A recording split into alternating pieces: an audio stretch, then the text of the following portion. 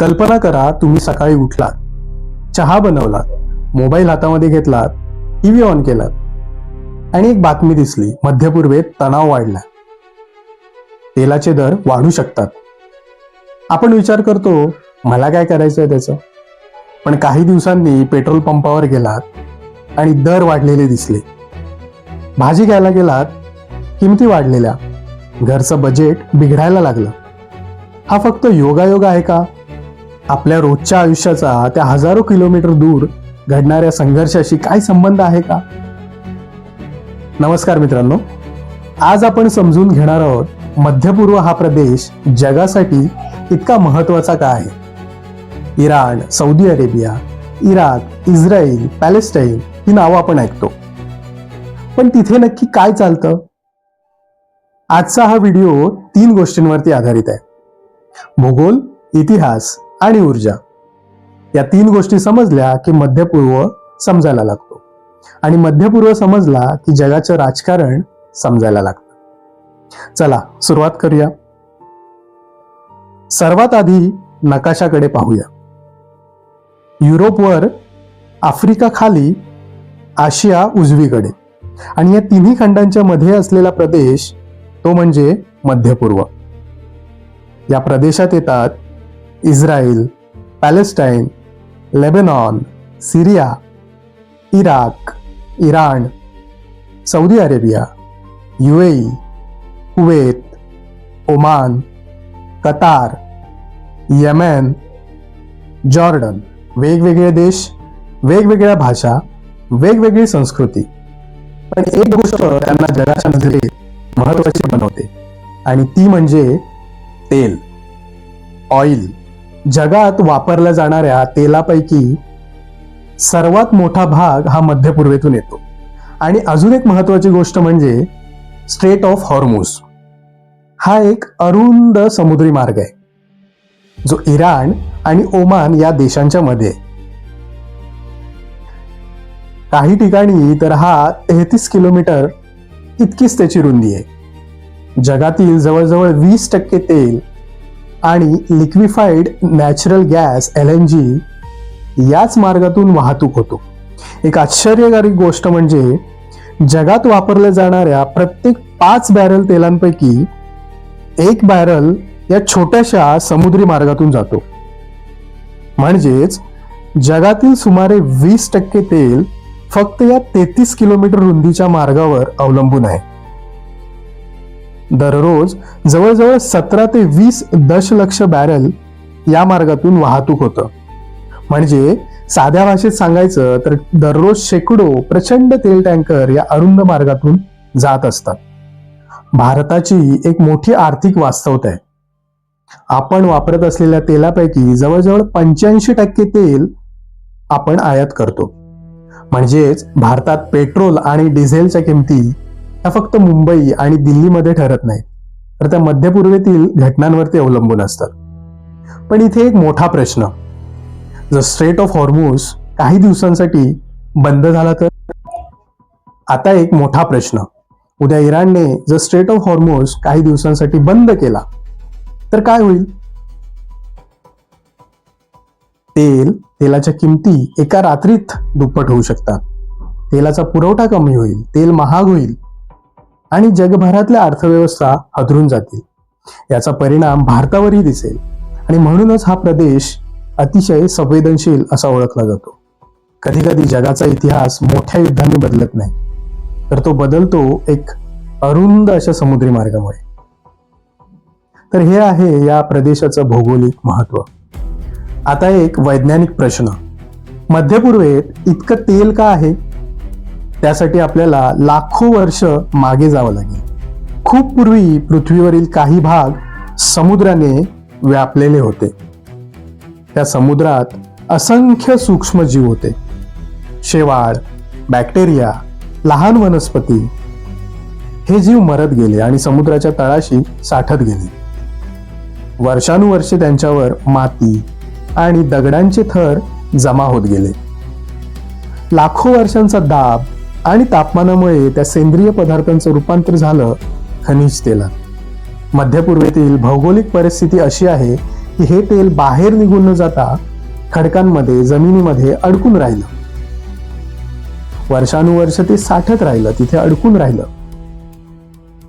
म्हणूनच या प्रदेशात जगातील सर्वात मोठे तेल साठे आहेत. आणि एक रोचक गोष्ट, आपण पेट्रोलमध्ये जी जाळतो ती ऊर्जा लाखो वर्षांपूर्वी सूर्याने निर्माण केलेली ऊर्जा आहे आणि निसर्गाने ती साठवून ठेवलेली ऊर्जा आहे. आणि यामुळेच मध्यपूर्वेला जगामध्ये इतकं महत्त्व मिळालं. आता इतिहासाकडे वळूया. आजचा मध्यपूर्व जर समजून घ्यायचा असेल तर आपल्याला जावं लागेल पहिल्या महायुद्धाच्या काळात. पण त्याआधी या प्रदेशावर एक खूप मोठं असं साम्राज्य राज्य करत होतं आणि ते म्हणजे ऑटोमन साम्राज्य. हे साम्राज्य तुर्कस्तानातून सुरू होऊन युरोप, रशिया आणि आफ्रिका या तिन्ही खंडांवर पसरलेलं होतं. जवळजवळ 400 वर्ष हे साम्राज्य टिकून राहिलं. पण 1914 मध्ये पहिलं महायुद्ध सुरू झालं. ऑटोमन साम्राज्य या युद्धात उतरलं आणि शेवटी हरलं. 1918 मध्ये युद्ध संपलं, ऑटोमन साम्राज्यही संपलं. आता प्रश्न होता या प्रदेशाचं काय करायचं. 1916 मध्ये फ्रान्स आणि ब्रिटनने एक गुप्त करार केला, सायस-पिको करार. या करारानुसार त्यांनी मध्यपूर्वेचा नकाशा आपापसात विभागला, नकाशावर रेषा ओढल्या आणि नवीन देश तयार झाले. पण एक मोठी चूक झाली. या रेषा आखताना स्थानिक लोकांच्या संस्कृतीचा, धर्माचा किंवा जमातींचा फारसा विचार केला गेला नाही आणि त्या चुकीच्या सीमांचे परिणाम आजही मध्यपूर्वेत दिसतात. आता एक वेगळी कथा, ज्यू लोकांची कथा. ज्यू लोक जगभर विखुरलेले होते, पण त्यांना एक ओढ होती, ती म्हणजे आपल्या पूर्वजांच्या भूमीकडे जाण्याची. आणि ती भूमी म्हणजे पॅलेस्टाईन. 19व्या शतकात एक विचार जन्माला आला, तो म्हणजे झायोनिझम. म्हणजे ज्यू लोकांनी आपला स्वतंत्र देश स्थापन करावा. 1917 मध्ये ब्रिटनने बाल्फोर घोषणा केली, ज्यात ज्यू लोकांना पॅलेस्टाईनमध्ये राष्ट्रीय घराला पाठिंबा दिला. नाझी जर्मनीने ॲडॉल्फ हिटलरच्या नेतृत्वाखाली ज्यू लोकांवर प्रचंड अत्याचार केले. हॉलोकॉस्टमध्ये जवळजवळ 60 लाख ज्यू लोक मारले गेले. त्यानंतर 1947 मध्ये संयुक्त राष्ट्रांनी पॅलेस्टाईनचे 2 भाग करण्यास परवानगी दिली, एक अरब देश आणि एक ज्यू देश. आणि 1948 मध्ये इस्रायल या देशाची स्थापना झाली.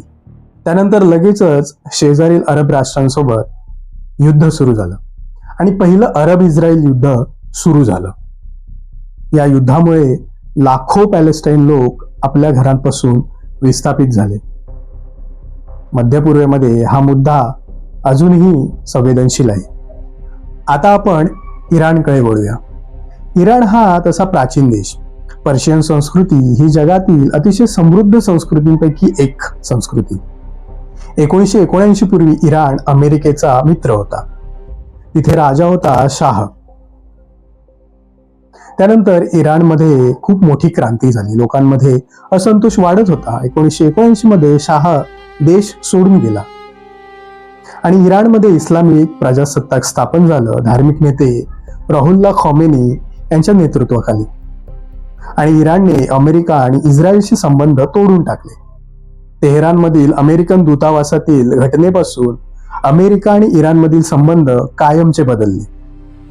अमेरिकेने इराणवरती आर्थिक निर्बंध लावले. इराणचा अणु प्रोजेक्ट हा इस्रायलसाठी मोठी चिंता बनला. नुकतंच आपण अमेरिका, इस्रायल, इराण हे युद्ध पाहत आहोत. मध्यपूर्वेमध्ये थेट युद्धांपेक्षा प्रॉक्सी वॉर जास्त प्रमाणात आढळतात. आता प्रॉक्सी वॉर म्हणजे काय? मोठमोठे देश थेट युद्ध करत नाही, ते छोट्या छोट्या गटांना प्रोत्साहित करतात, त्यांना सपोर्ट करतात.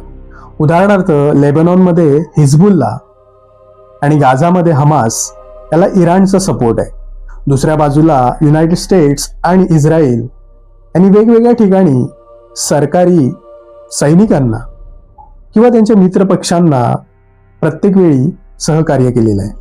उदाहरणार्थ सौदी अरेबिया आणि इतर काही देशांना अमेरिका शस्त्रसाठा पुरवते. त्यामुळे या भागामध्ये युद्ध फक्त 2 देशांमध्ये होत नाही, तर अनेक देश आपल्या हितासाठी वेगवेगळ्या भागांना सपोर्ट करतात. आजच्या काळात युद्धाचे नवे प्रकारही आहेत. सायबर हल्ले, स्टकनेक्स यांसारखे संगणकीय विषाणू युद्ध नाही, पण युद्धापेक्षा कमीही नाही. आता सगळ्यात महत्वाचा प्रश्न, हे सगळं तुमच्याशी कसं जोडलेलं आहे? भारत हा जगातील 3ऱ्या क्रमांकाचा तेल आयात करणारा देश आहे. भारत आपल्या गरजेचं जवळजवळ 85% तेल हे आयात करतो आणि याचा सगळ्यात मोठा वाटा हा मध्य पूर्वेतून येतो.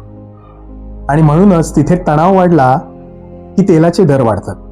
तेल महाग झालं की पेट्रोल महाग, डिझेल महाग, वाहतूक महाग आणि सगळंच महाग. आणि दुसरी गोष्ट, भारतीय कामगार. मध्य पूर्वेमध्ये जवळजवळ 90 लाखांपेक्षा जास्त भारतीय कामगार काम करतात. ते दरवर्षी मोठ्या प्रमाणात भारतामध्ये पैसा पाठवतात आणि तिथे जर तणाव वाढला तर त्यांच्या नोकऱ्यांवरती परिणाम येऊ शकतो आणि त्याचा परिणाम भारतातील इथे त्यांच्या कुटुंबावर होऊ शकतो. मानवजातीचा इतिहास पाहिला तर एक गोष्ट स्पष्ट दिसते, जिथे ऊर्जा असते तिथे सत्ता स्थापन होते. प्राचीन काळात जमीन महत्वाची होती, औद्योगिक काळामध्ये कोळसा महत्वाचा होता, पण आता जग सौर ऊर्जा, वाऱ्याची ऊर्जा, बॅटरी तंत्रज्ञानाकडे वळत आहे.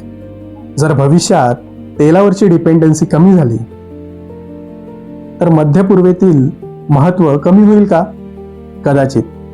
आणि कदाचित जगाची राजकीय समीकरणेही बदलतील. मध्य पूर्व समजून घेताना आपण एक गोष्ट लक्षात ठेवायला हवी, ही फक्त राजकारणाची कथा नाही, ही कथा आहे इतिहासाची, ही कथा आहे भूगोलाची, ही कथा आहे ऊर्जेची.